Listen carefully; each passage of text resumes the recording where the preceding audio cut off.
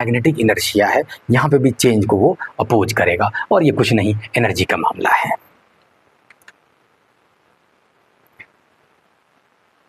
एक बार तेजी से ला रहे हैं, एक बार धीरे से ला रहे हैं, तो इंड्यूस्ड ईएमएफ ज्यादा तेजी से किस में होगा? अरे बाप रे, पहले वाले में होगा। ये कौन सी बड़ी बात है? Induction have been used in the construction of, देखिए ये मतलब ये तो पूरे अब दुनिया को चला रहा है ना मामला। ईएमआई इतनी बड़ी घटना थी कि आज इसका यूज करके जनरेटर हुआ, अब थर्मल पावर स्टेशन बना रहे हैं, क्या क्या बना रहे हैं, और वो भी न्यूक्लियर पावर्ड, और क्या क्या सब कुछ बना के आप बैठे हुए हैं, और इससे बिजली दे रहे हैं, और बिजली से पूरी दुनिया चल रही है अब। ठीक है, तो ईएमआई की वजह से एसी का डिस्कवरी हुआ, और आज जानते हैं एसी मतलब अल्टरनेटिंग करंट की डिस्कवरी हुई, और उस पर चल रहा है सारी चीज़ें। तो ये बहुत बड़ी घटना है इस दुनिया के लिए। Two identical coaxial circular loops carry a current, छोटका आई, each circulating in the same direction. If the loops approach each other, you will observe that the current, देखिए दो लूप है, दोनों का अपना अपना मैग्नेटिक फील्ड होगा, इसके वजह से इसमें कुछ फ्लक्स होगा, और इसके वजह से इसमें फ्लक्स होगा म्यूचुअल। जैसे दोनों को पास लाएंगे तो फ्लक्स बढ़ेगा, जब फ्लक्स बढ़ने लगेगा तो उसको वो अपोज करेगा, अपोज करने के लिए उल्टा करंट चलने लगेगा, उल्टा करंट चलने लगेगा, म्यूचुअल इंडक्शन कहते हैं। तो दोनों में घटने लगेगा।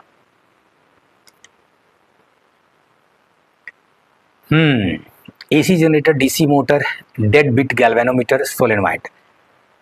देखिए इधर दिया है, देखिए स्लिप रिंग्स और स्प्लिट रिंग को पहले फरिया दीजिए। ठीक, मोटर में कॉइल आप रखेंगे n number of turns whatever, तो कॉइल आधा रोटेट करेगा, रोटेट करके और वहां पे रुक जाएगा, यहां से यहां आ जाएगा, क्योंकि ये कहेगा हमारी तरफ घूम जाओ, तो घूम गया वो। लेकिन इतना से मोटर चल जाएगा क्या? नहीं, फिर इसको ऐसे भी घुमाना, इधर लाना है, तो बार बार हमको करंट का डायरेक्शन चेंज करना होगा, करंट का डायरेक्शन चेंज करना होगा। तो अगर डीसी में करंट का डायरेक्शन फिक्स होता है, और उससे अगर आप मोटर बना रहे हैं, तो डायरेक्शन चेंज करने के लिए, ठीक है, जो चीजें यूज करते हैं उसको स्प्लिट रिंग कहते हैं। ठीक, तो ये मामला यहाँ का आ जाएगा। और एसी में इसकी कोई जरूरत नहीं पड़ती है, क्योंकि खुद एसी जो है आधा साइकिल पॉजिटिव तो आधा साइकिल नेगेटिव हो जाता है, तो मोटर लगातार चलता रहता है, तो उसमें कंटिन्यूअस रिंग हो जाता है, उसको स्लिप रिंग्स कहते हैं। तो ए का 2, बी का 3 हो गया। ठीक है, सोलेनोइड को पकड़ लीजिए पहले। Insulated copper wire wound in the form of A cylindrical coil, ये तो ऐसा ही होता है, स्प्रिंग लाइक। तो डी का 4, तो इतना से आपका आंसर आ गया। डेड बिट गैल्वेनोमीटर आपको कुछ पढ़ना नहीं है इतना, ठीक है, लेकिन एडी करंट का यूज करके कई बार मोटर बनाया जाता है, जिसको इंडक्शन मोटर कहते हैं। ठीक है, कितना एडी करंट आया, तो वो जो लूप में करंट है उसको नापा जा सकता है उससे। ठीक, एडी करंट होता क्या है थोड़ा सा बता देते हैं।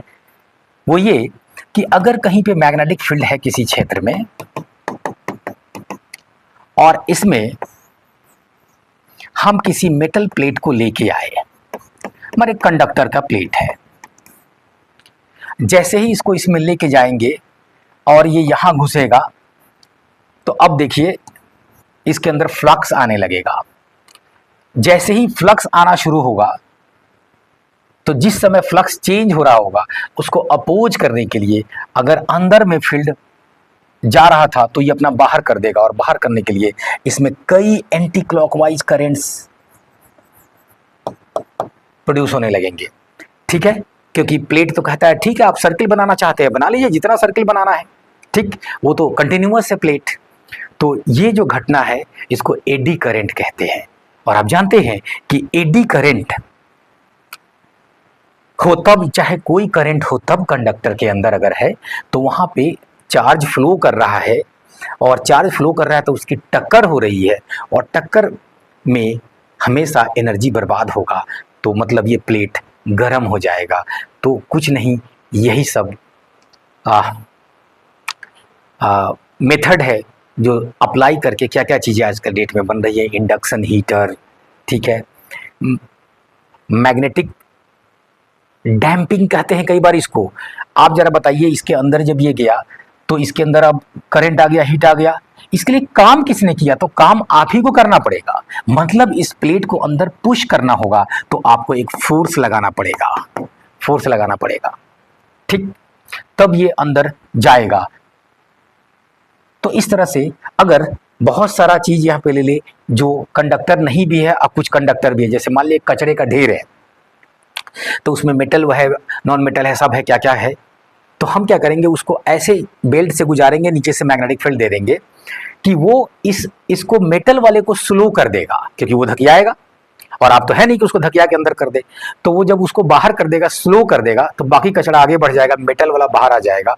तो ये बड़ा अच्छा तरीका है, ठीक है, मेटल जो कि महंगा होता है उसको कचरे में से बाहर निकालने का। एनीवेज, एडी करंट की बात हो रही थी, बढ़ते आगे।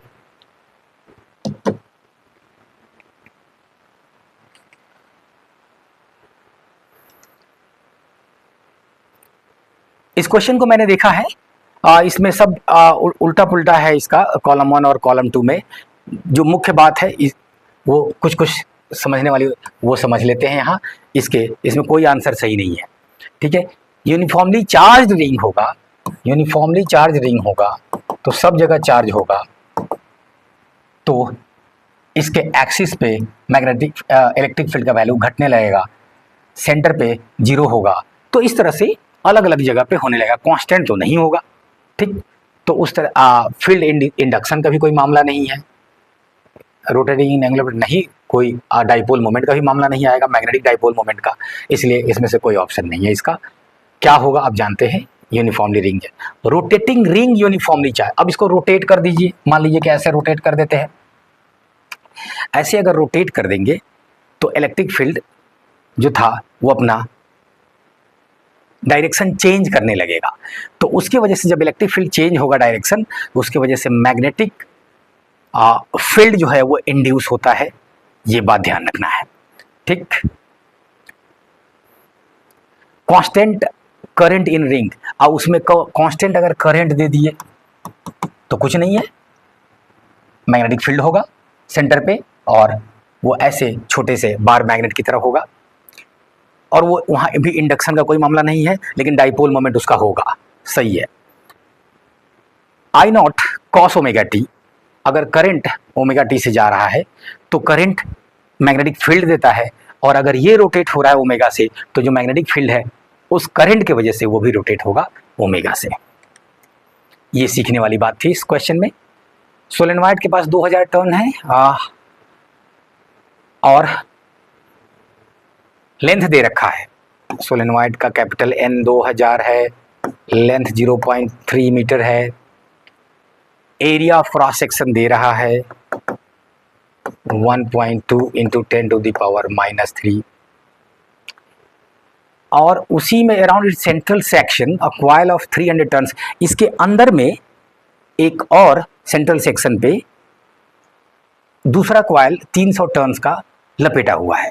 एरिया दोनों का बराबर लेंगे, क्योंकि ऐसा तो कुछ बोला नहीं है कि कितना बड़ा लेना है, तो हम पूरे अंदर में ले लेंगे, ठीक है। If an initial current of 2 ampere in the solenoid is reversed in इतना, then the EMF induced is, आप कहेंगे ईएमएफ इंड्यूस्ड जो होगा वो बी ए होगा कॉस थीटा, तो कॉस 0 से 180 रिवर्स जा रहा है तो 2BA फ्लक्स होगा, ठीक है।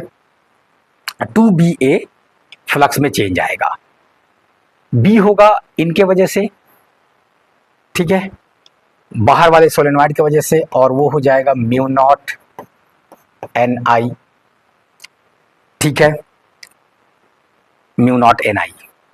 n number of turns per unit length, आप जानते हैं number of turns per unit n by capital N by L ले लेंगे, वो आ जाएगा। I का वैल्यू दे रखा था, A जो है वो 300 इंटू A, ठीक है। तो ये टोटल फ्लक्स चेंज हो गया इसमें, ठीक। और ये फ्लक्स चेंज कितने देर में हुआ था, 0.25 सेकेंड में हुआ था, d∅/dt निकल गया, और D phi by D T निकल गया तो ईएमएफ निकल गया। देख लीजिए, हाँ, टू बी मैग्नेटिक फील्ड में चेंज आ गया इनटू ए, ठीक। हाँ, अब वैल्यू सब डाल लीजिए, निकल जाएगा। 2 इंटू म्यू नॉट का वैल्यू 4 पाई इंटू 10⁻⁻7। छोटा वाला n जो है वो number of turns per unit length,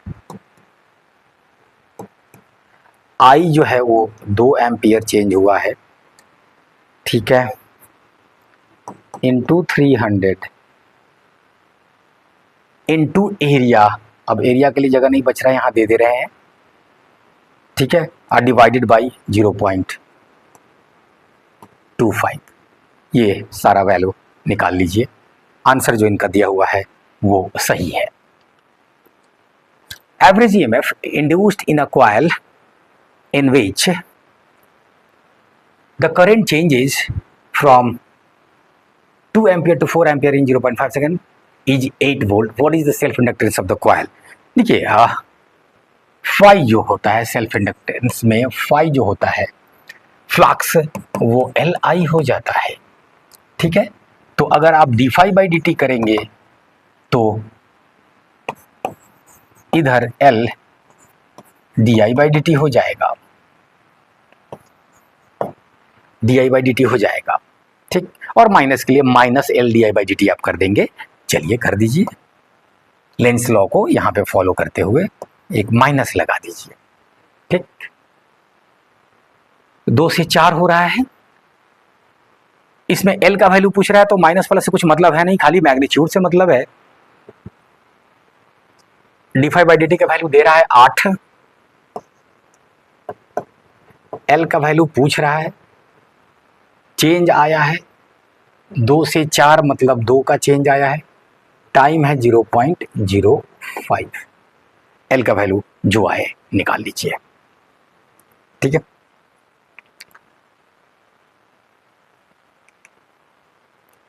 coil के पास 2000 टर्न्स हैं and area of 70 centimetre square है, ध्यान रखिएगा।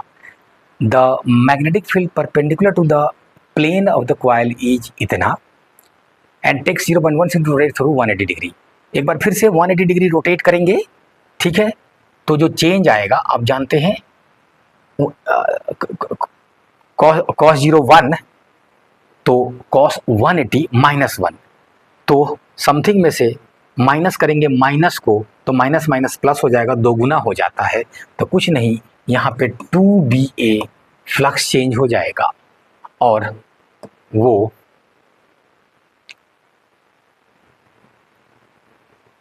नंबर ऑफ टर्न्स अगर दिया रहे तो वो तो हमेशा n से मल्टीप्लाई कर देंगे।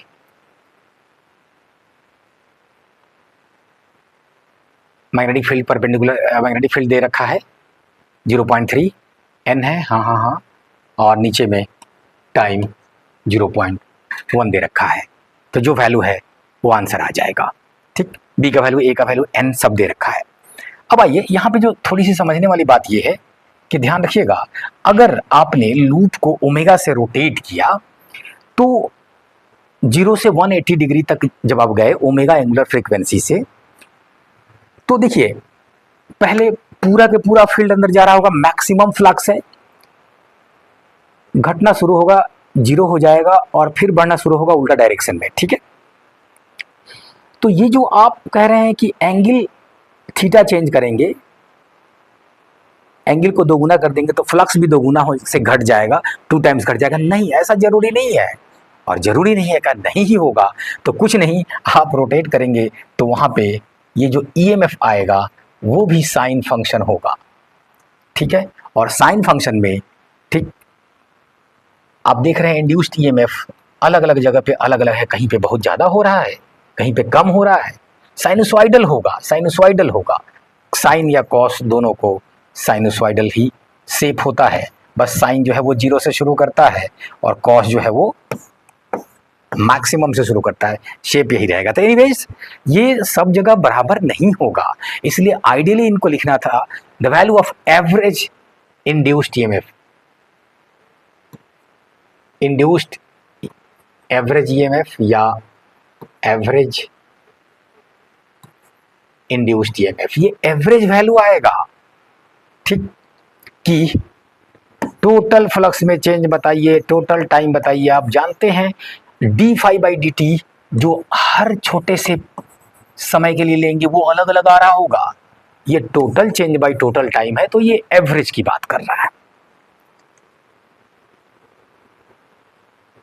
The current passing through a choke coil of इतना henry is decreasing at the rate of इतना, अक्रॉस द कॉइल इज, अभी फाई बराबर एल आई की बात हो रही है, D phi by D t L D I by D t, ठीक है। और वो डिक्रीजिंग लिख दिया तो पहले से माइनस, डिक्रीजिंग का माइनस हो गया और पहले से एक माइनस था, माइनस माइनस प्लस हो गया। What is the coefficient of mutual inductance when the magnetic flux changes by इतना and change in current is इतना, कुछ नहीं, एल की जगह एम डालिए, काम खत्म कीजिए। मैथमेटिकल रिलेशन सेम आता है, ध्यान रखिएगा एल और एम में, बस म्यूचुअल में है कि करंट कहीं और चेंज हो रहा होगा तो फ्लक्स कहीं और चेंज हो रहा होगा म्यूचुअल में। आइए इस क्वेश्चन में कुछ नहीं, यूनिट ऑफ मैग्नेट अभी हमसे पढ़िएगा। लिंक्ड विद अ कॉइल, एक बार फिर से ये सिंपल आपका D phi by D T करने आता है कि नहीं, आपको ये पूछ रहा है, जो कि आपको आता है, बहुत सिंपल बात है, D phi by D T कीजिए, जो आया वही answer. The potential difference V and current I flowing through instrument in an AC circuit of frequency F is given by इतना इतना, ओमेगा टी दिया हुआ है,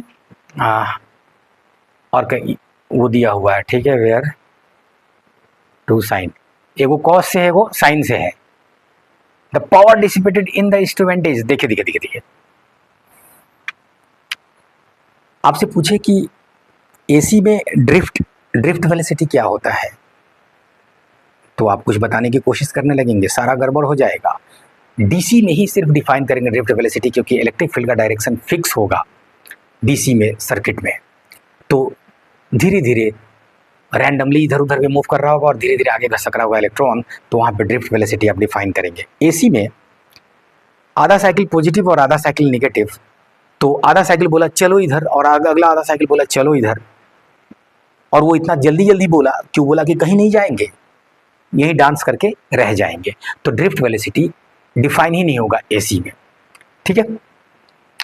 तो इसकी वजह से क्या होगा कि ये जो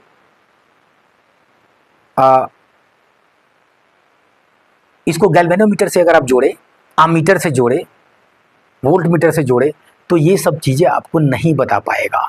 आप सिंपल सोचिए, करंट, आमीटर बोलेगा इतना करंट है, तो इतना करंट किधर है, उसकी सुई आधे साइकिल में कहेगी इधर, आधे साइकिल में इधर, और ये इतना फास्ट कहेगा कि वो आपको दिखाई भी नहीं देगा कि वो हिल रहा है, ठीक। फॉर एग्जांपल इंडिया में AC जो है 50 हर्ज फ्रीक्वेंसी पे सप्लाई होता है, तो 1 सेकंड में 50 साइकिल पूरा कर रहा है, तो आपको वो दिखाई ही नहीं देगा। इसलिए आमीटर जो DC के लिए है उससे आप नहीं नाप सकते हैं AC को। तो AC में कोई ऐसा प्रॉपर्टी पकड़ लीजिए जो डायरेक्शन पे डिपेंड नहीं कर रहा है, और वो यही है कि कम से कम वो डांस तो कर रहा है, तो डांस कर रहा है तो टक्कर हो रहा है ना, टक्कर होने से हीट पैदा होगा, तो इसलिए हीट वाला प्रॉपर्टी को पकड़ लेंगे और उससे बनाएंगे hot wire ammeter, hot wire instrument, और उससे नापते हैं AC। एनीवेज आगे उस पर क्वेश्चन मिलना चाहिए, आगे देखते हैं। अभी यहाँ जो कह रहा है, तो अब वो जो पावर आया, वो पावर इलेक्ट्रॉन के टक्कर से आया, जो एनर्जी आया,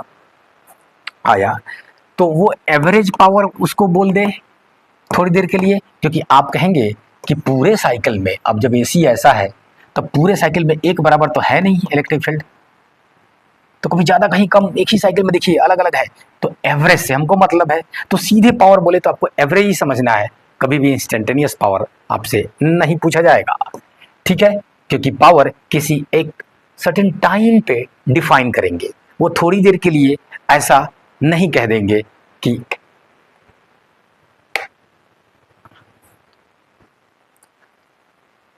लाइट मैंने जला लिया पूरा,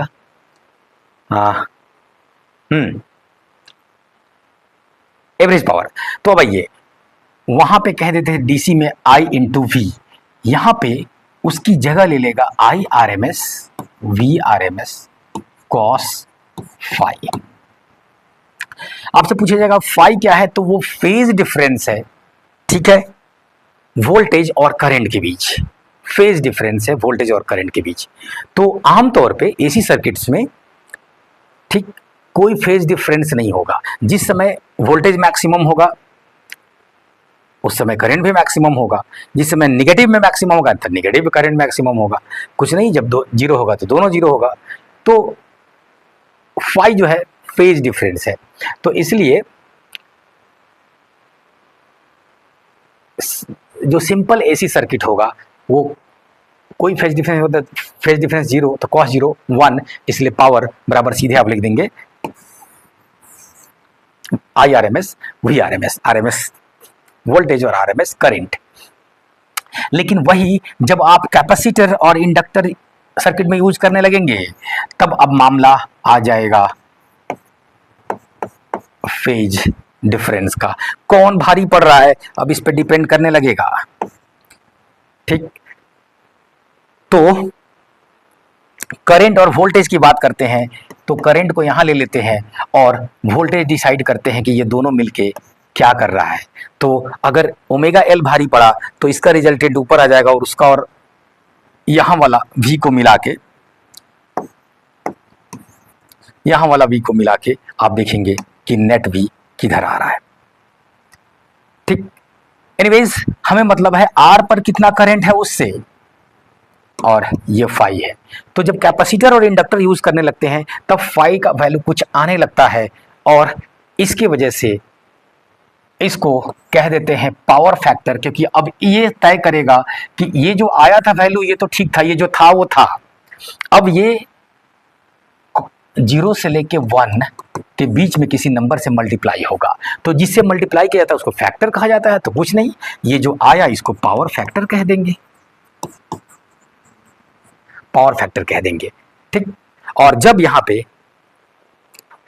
डिफरेंस 90 डिग्री अगर हो जाए, फॉर एग्जांपल सिर्फ कैपेसिटिव सर्किट हो जाए तो उसमें जो करंट है और वोल्टेज है उसमें 90 डिग्री का डिफरेंस हो जाएगा, और सिर्फ इंडक्टिव भी हो जाएगा तब भी 90 डिग्री का हो जाएगा।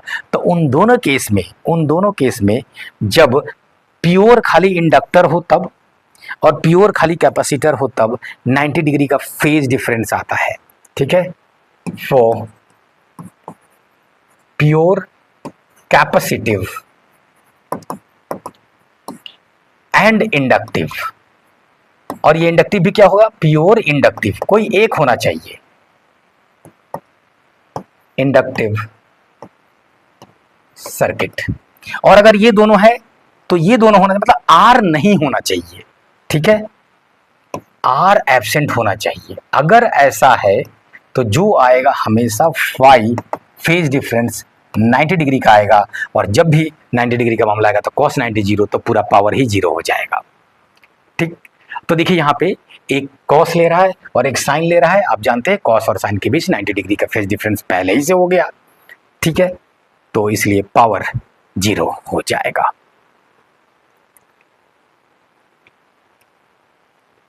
V and I are given by 100 sine इतना और 100 साइन उतना प्लस उतना, ठीक है। एक बार फिर से पावर डिसिपेटेड, तो आपको क्या पकड़ना है, फेज डिफरेंस। फेज डिफरेंस है तो ये प्योरली रेसिस्टिव सर्किट नहीं हो सकता है, क्योंकि प्योरली रेसिस्टिव सर्किट में कोई फेज डिफरेंस नहीं होता है वोल्टेज और करंट में। इसका मतलब कुछ कैपेसिटर या इंडक्टर या दोनों आया है। एनीवेज फिलहाल आपको फेज डिफरेंस जैसे पकड़ाया काम बन जाएगा। तो फेज डिफरेंस कितना का है, 60 डिग्री का है। तो ये पावर बराबर I R M S V R M S cos phi, R M S क्या हो जाएगा, तो I nought by root two V nought by root two cos 60 degree. I nought है उधर, ये भी 100 ये भी 100, अच्छा 100, ये रूट टू मिलकर नीचे 2 हो जाएगा और ऊपर 100 इंटू 100 और cos 61/2, ठीक है।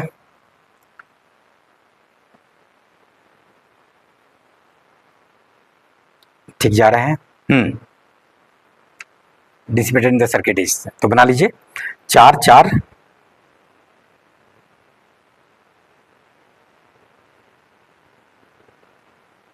100 ही दिया है ना,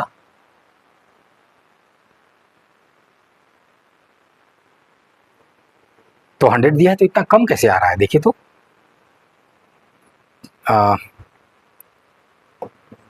4 25 आ रहा है, 2500 वॉट आ रहा है, ठीक है। 2.5 अगर देंगे तो वो किलो वाट आएगा, देख लीजिएगा ये किलो वाट में आ रहा है।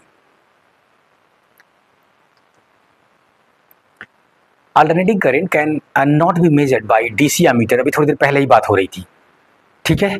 डीसी एमीटर से काम नहीं चलेगा क्योंकि आधे साइकिल में कहेगा इधर, अगले आधे साइकिल में कहेगा उधर, तो जाएगा कहाँ।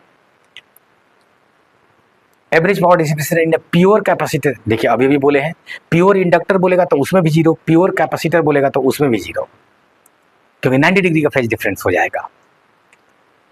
If instantaneous current given by I बराबर I nought cos omega t plus 5 amperes, then the RMS value of current is कुछ नहीं, जो आई नॉट है बाई √2 यही हो जाता है आरएमएस।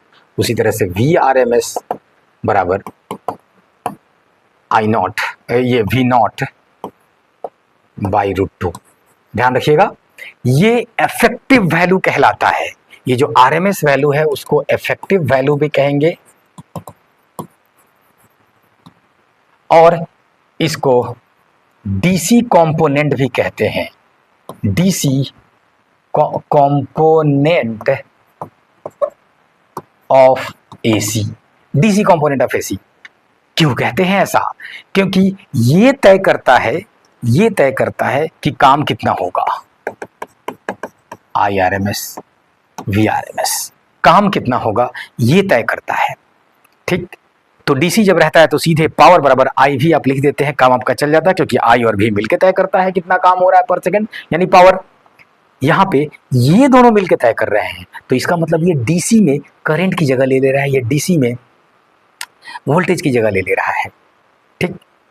तो एसी में ये वाला फॉर्म आ जा रहा है, इसलिए इनको इफेक्टिव वैल्यू कहेंगे या डीसी कंपोनेंट ऑफ एसी भी कहते हैं।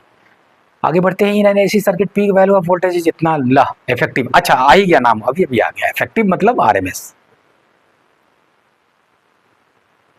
The instantaneous value of EMF and current, अच्छा दिया हुआ है 200 साइन ओमेगा टी, वो कुछ भी लिखा रहा है आपको पढ़ना है ओमेगा टी, एंड आई ये भी sine omega t plus π/3 ampere. तो average power consumed in watt is, एक बार फिर से आप देखिए साइन है तो कोई साइन की वजह से फेज डिफरेंस नहीं आया, तब अंदर वाला खाली बच गया, ये 60 डिग्री है, ठीक है।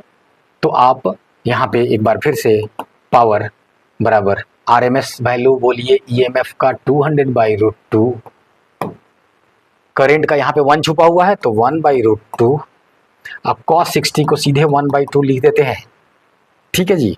√2 ये 2 हो जाएगा, 2 दूना 4 हो जाएगा, 50 हो जाएगा, बात खत्म। 50 वाट लगा दी। An AC generator produced an output voltage I nought sine omega t, दिखाई देना चाहिए आपको, वैल्यू बाद में देखते हैं, पहले पढ़ना ऐसे ही है। Where t is in seconds, the frequency of AC voltage is जा, तो फ्रीक्वेंसी जब पूछ रहा है तो ओमेगा को पकड़ लेंगे, ओमेगा बराबर 2π न्यू होता है, new is frequency and omega is angular frequency. Omega का वैल्यू 377 दिया हुआ है, तो न्यू का वैल्यू निकल गया। इन general in an alternating current circuit, ठीक है, the average value of current is 0, correct है। लेकिन इसमें हाँ आगे जरा पढ़िएगा, कुछ मुझे इसमें डिस्क्रिपेंसी दिखा था बाकी ऑप्शन में, the average value of square of the current is 0, नहीं स्क्वायर कर देंगे नेगेटिव का भी तो पॉजिटिव हो जाएगा, ठीक है, तो इसलिए वो 0 नहीं होगा, वो कुछ ना कुछ आ जाएगा। एवरेज पावर डिसिपेशन इज 0, नहीं पावर डिसिपेशन होगा क्योंकि वो तो टक्कर से होता है, और टक्कर डांस होने की वजह से भी हो रहा है इलेक्ट्रॉन्स का, ठीक है। The phase difference between voltage and current is 0, yes in general 0 होता है, इसलिए 2 आंसर है इसका। इन जनरल 0 होगा जब उसमें हम इंडक्टर या कैपेसिटर लाएंगे, ठीक, तब वो अलग अलग होने लगता है। तो इन general in an alternating current circuit zero होगा। क्यों हम जाएंगे इंडक्टर और उस पर? एन अल्टरनेटिंग वोल्टेज दिया हुआ है फिर से 200√2 through an ammeter, through an AC ammeter. बहुत बढ़िया, एसी अमीटर लिखा है। The reading of the ammeter मतलब एसी अमीटर का ही रीडिंग पूछ रहा है, ठीक है। हाँ, तो ये करंट नापेगा। तो करंट जो होगा वो ये हीटिंग इफेक्ट से नापता है, इसलिए इसको किससे मतलब है?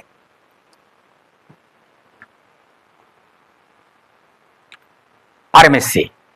तो आरएमएस देखिए कितना हो जाएगा, तो 200√2/√2 ये आरएमएस हो जाएगा, ठीक। आई बराबर इतना आरएमएस ऊपर लिख दीजिए, वी आरएमएस बाई जो इनको विरोध मिला। तो अगर रेसिस्टर होता तो रेसिस्टर भी विरोध करता है, कैपेसिटर है तो कैपेसिटर भी विरोध करेगा। ये बात आप लोगों को अच्छे से पता होना चाहिए पहले से कि कैपेसिटर, इंडक्टर और रेसिस्टर ये सब के सब कुछ नहीं करंट को अपोज करने वाले हैं, ठीक है। एलिमेंट्स है, करंट एलिमेंट्स है। तो इस तरह के एलिमेंट्स ऑफ करंट इलेक्ट्रिसिटी है। तो ये जो है कितना देता है, तो इसको कैपेसिटिव रिएक्टेंस बोल देते हैं, इसको इंडक्टिव रिएक्टेंस बोल देते हैं, इसको सिर्फ रेसिस्टेंस बोल देते हैं, और तीनों को जोड़ घटाव करके जो आता है उनको इम्पीडेंस बोल देते हैं। सबका मतलब वही है, इम्पीडेंस बोल देते हैं। मतलब वही है कि विरोध कितना करना है। एक जगह इम्पीडेंस, एक जगह रिएक्टेंस। ये क्या है? Capacitive reactance. और ये इंडक्टिव रिएक्टेंस, और ये तो सिर्फ रेसिस्टेंस है।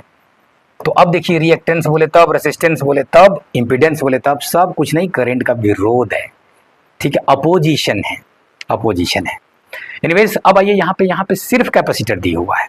अच्छा, विरोध करते समय ध्यान रखिए, ये डीसी को बिल्कुल अलाउ ही नहीं करेगा क्योंकि रास्ते कट गया है, और ये दोनों डीसी और एसी दोनों को अलाउ करेगा। ये सिर्फ एसी को अलाउ करेगा क्योंकि रास्ते कट गया है, ठीक।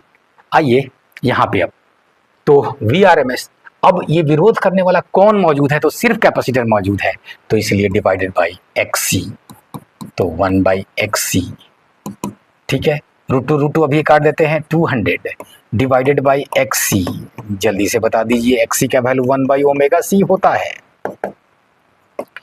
ठीक है। तो अब ये ऊपर आ जाएगा तो 200 ωc सबका वैल्यू दे रहा है, देख लीजिए। ओमेगा दे रहा है 100, C दे रहा है 1 माइक्रोफैराड। वैल्यू डाल लीजिए, आंसर आ जाएगा। Capacitor is a perfect insulator for, अच्छा, परफेक्ट इंसुलेटर का मतलब बिल्कुल अलाउ नहीं करेगा, तो कैपेसिटर बिल्कुल अलाउ नहीं करेगा, ठीक है। सीधे पूछेगा तो कहिएगा रास्ता कटा हुआ है इसलिए अलाउ नहीं करेगा, रास्ता कटा हुआ है। लेकिन मैथमेटिकली भी थोड़ा देख लीजिए तो अच्छा रहेगा कि XC जो है ये 1/ωc है। डीसी करंट जो है, क्या वो ऐसा होता है? नहीं, वो तो कांस्टेंट होता है।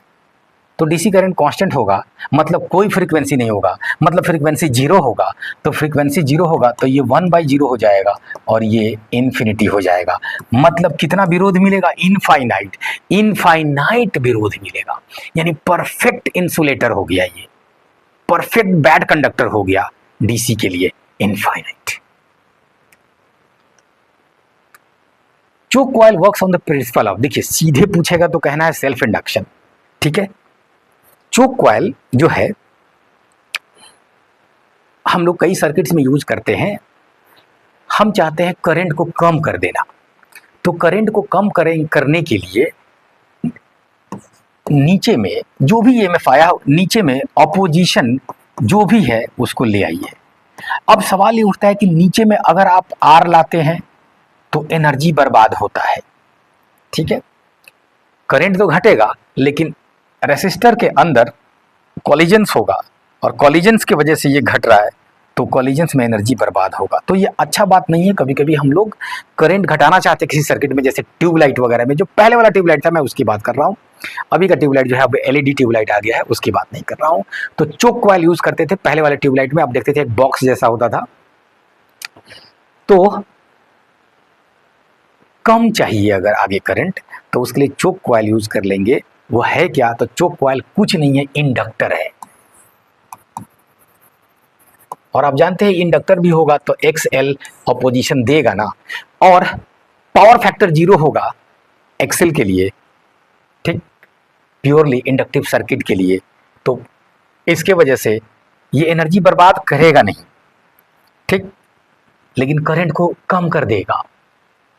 तो चोक कॉइल इंडक्शन वाला मामला, सेल्फ इंडक्शन के से वो कम कर देगा। किसको? करंट को। आप कहेंगे कि सर इंडक्टर अगर है तो ये किसी न किसी कंडक्टर का ही बना हुआ है।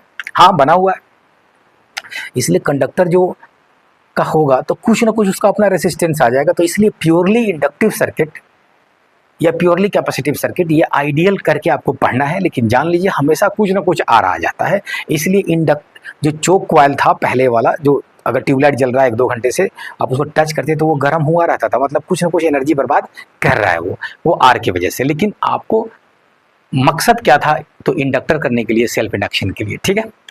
तो इसका आंसर सेल्फ इंडक्शन होगा। अब देखिए इसमें ट्रांजिएंट करंट एक लिख दिया है। ट्रांजिएंट करंट लिख के थोड़ा सा मैटर को दूसरी तरफ ले गया है। तो जरा देखिए, और वो भी आंसर हो जाएगा, ठीक है। पहले देख ले कि ट्रांजिएंट करंट नाम अगर दे दे तो क्या है। देखिए किसी भी चीज को अगर आप बैटरी से जोड़ देंगे, फॉर एग्जाम्पल ये कैपेसिटर है, तो आप कहेंगे कि सर कोई करंट पास नहीं करेगा, लेकिन कैपेसिटर चार्ज तो होगा ना, उतना देर के लिए तो चार्ज जाएगा ना, ये चार्ज जाएगा ना, तो उसके उतना देर के लिए तो करंट होगा ना। तो उतना देर के लिए जो करंट होगा ना उसको ट्रांजिएंट करंट कह देंगे। ट्रांजिएंट करंट वो उतना देर के लिए, और ये कुछ मिली सेकेंड के लिए होगा। और थोड़ी देर बाद क्या हो जाएगा? जब करंट कांस्टेंट हो जाएगा, यहां तो होगा नहीं, थोड़ी देर के लिए आते हैं। अगर करंट कांस्टेंट होता, जैसे कि देखो यहां पे ये भी जैसे आप स्विच ऑन करेंगे यहां से, तो तुरंत पहले करंट को ये विरोध करेगा, तो नहीं जाने देगा, लेकिन धीरे धीरे बढ़ने लगेगा करंट, बोलेगा ठीक है थोड़ा जाने दो जाने दो जाने दो, और ये धीरे धीरे करते करते अपोजिशन डीसी का रोक देगा। डीसी का कोई अपोजिशन नहीं करेगा तो नॉर्मल करंट फ्लो होने लगेगा, ठीक। अगर रास्ते में रेसिस्टर आर था तो उसके थ्रू नॉर्मल करंट जाने लगेगा, इंडक्टर अपना काम रोक देगा। लेकिन शुरू में तो रोका ना, यहाँ पे शुरू में ज्यादा करंट होगा, थोड़ी देर के बाद खत्म हो जाएगा, वो ट्रांजिएंट करंट हुआ। यहाँ शुरू में 0 होगा, थोड़ी देर के बाद मैक्सिमम हो जाएगा।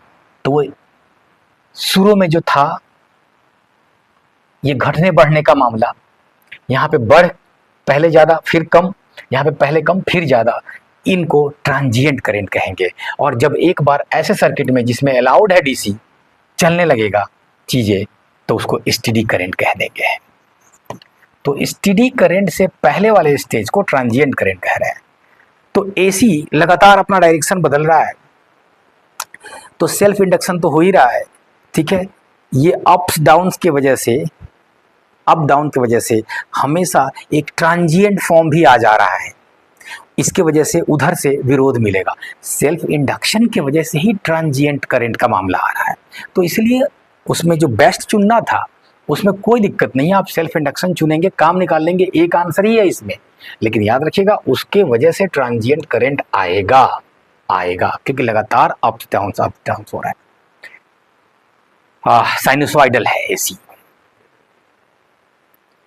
ठीक। अगर ऑप्शन में बोथ ए एंड बी देता तो सिलेक्ट कर सकते थे, लेकिन बेस्ट ऑप्शन सेल्फ इंडक्शन है। ध्यान रखिएगा, आंसर करेक्ट कर लीजिएगा।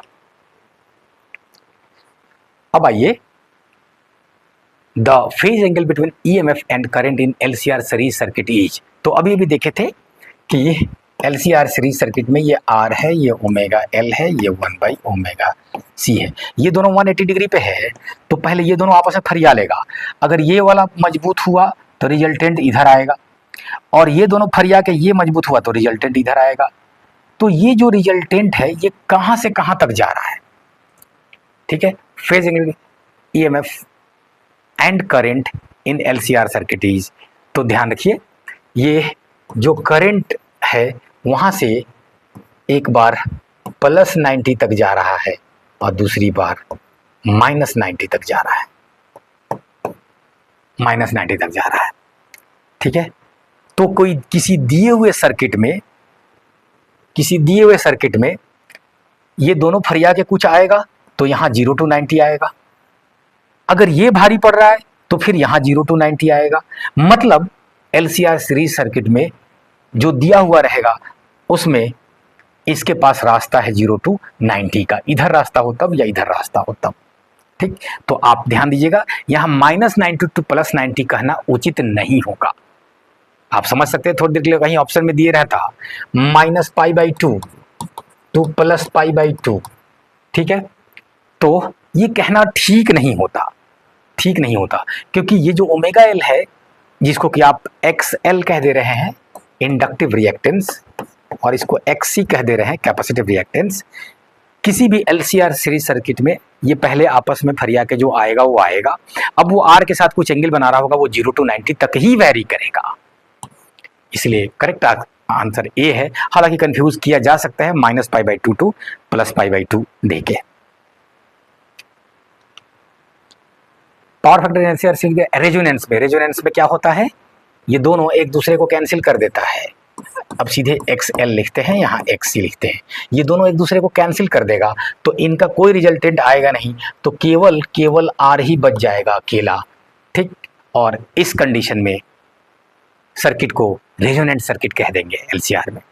तो सब के सब जब इधर ही पड़ जाएगा तो एंगल कितना है, तो देखिए एंगल 0 डिग्री है R के साथ, तो पावर फैक्टर cos फाई यानी कि cos 0 डिग्री और वो 1 आ जाएगा। In general in an alternating current circuit, अच्छा ये क्वेश्चन रिपीट हुआ है, the phase difference between voltage and current is 0, yes question repeat हुआ है, ए और D. AC power is transmitted from a power house at a high voltage as, देखिए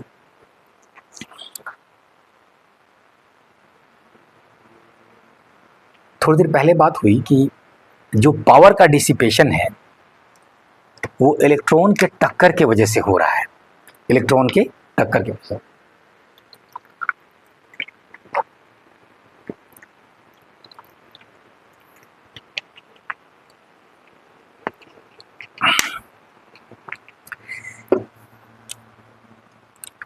तो electron के टक्कर की वजह से जब हो रहा है तो आप चाहेंगे कि जो पावर स्टेशन में बिजली बना है वो आपके घर तक पहुंच जाए, रास्ते में बर्बाद नहीं हो, तो अच्छा है। तो रास्ते में बर्बाद नहीं हो उसके लिए जो पावर स्टेशन ने पावर जनरेट करने की उसकी शक्ति है, तो वो चाहेगा कि आई को मिनिमाइज कर दे, क्योंकि आई का मतलब ही होता है चार्ज का चलना, और चार्ज के चलने से एनर्जी बर्बाद होता है टक्कर की वजह से। तो आई को मिनिमाइज करने के लिए किसी दिए हुए पावर स्टेशन के लिए, ये तो कांस्टेंट हो गया, तो आई को मिनिमाइज करने के लिए वोल्टेज हम चाहेंगे बढ़ा दे। अब ये खूब बढ़ा देंगे तो ये खूब घट जाएगा, तो एनर्जी कम से कम बर्बाद होगा। इसी वजह से इतना बढ़ा देते हैं कि कई बार 50,000 वोल्ट, 72,000 वोल्ट इतने पे आता है, 11,000 वोल्ट, 33,000 वोल्ट इस तरह के वोल्ट पे कर देंगे, और तब उसको आपके मोहल्ला तक भेजेंगे या आपके शहर तक भेजेंगे। और फिर इसको अब उतना वोल्टेज तो घर में नहीं दे सकते हैं, तो एक बार फिर से उसको लोअर वोल्टेज करके और आपके घरों में दे दिया जाएगा। तो इसी वजह से जो थर्मल पावर स्टेशन है उसके पास जो ट्रांसफार्मर लगा रहेगा वो स्टेप अप ट्रांसफार्मर लगा रहेगा, और जब फिर वो घर के पास आपके पहुंच जाएगा तो स्टेप डाउन लगा रहेगा ट्रांसफार्मर, दोनों जगह ट्रांसफार्मर यूज होगा। एनीवेज, तो करंट को मिनिमाइज करना है, करंट इसलिए वोल्टेज को हाई करना है। तो पूछ रहा था high voltage it is more economical due to less power loss, क्योंकि जो पावर लॉस है उसको करंट से मतलब है, ठीक है।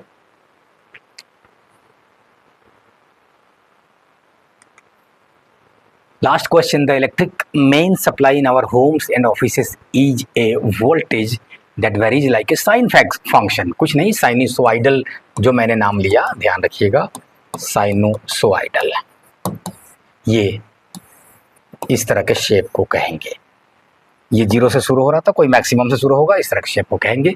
तो आमतौर पे जो एसी सप्लाई होती है पूरी दुनिया में वो साइनसोइडल ही होता है।